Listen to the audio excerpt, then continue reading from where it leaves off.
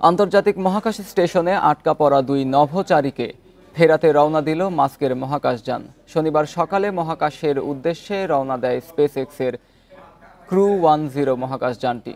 সবকিছু ঠিক থাকলে বুধবার পৃথিবীতে ফিরে আসতে পারেন দুই নভোচারী সুনিতা উইলিয়ামস ও বুচ উইলমোর।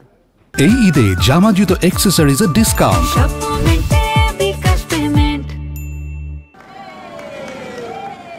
বোয়িং স্টারলাইনার মহাকাশযান করে ৫ জুন আন্তর্জাতিক মহাকাশ স্টেশনে যান মার্কিন নভোচারী সুনিতা উইলিয়ামস ও বুচ উইলমোর।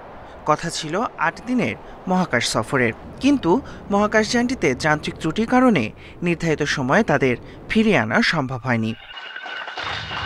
ওই সময় থেকেই ৯ মাসেরও বেশি সময় ধরে মহাকাশে আটকা আছেন ভারতীয় বংশোদ্ভূত সুনিতা ও বুচ। গত বছর আগস্টে তাদের রেখেই পৃথিবীতে ফিরে আসে স্টারলাইনার স্পেসক্রাফট। সে সময় জানানো হয় সুনিতা ও বুচকে পৃথিবীতে ফেরাতে অপেক্ষা করতে হবে আরও ৬ মাস। তাদের ফেরানোর দায়িত্ব দেওয়া হয় ইলন মাস্কের সংস্থা স্পেস এক্সকে।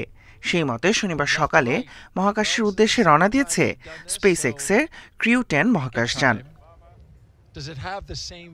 মহাকাশযানে পাড়ি দিয়েছেন আরও ৪ মহাকাশচারী। তাদের মধ্যে নাসা ছাড়াও জাপান ও রাশিয়ার প্রতিনিধি রয়েছেন।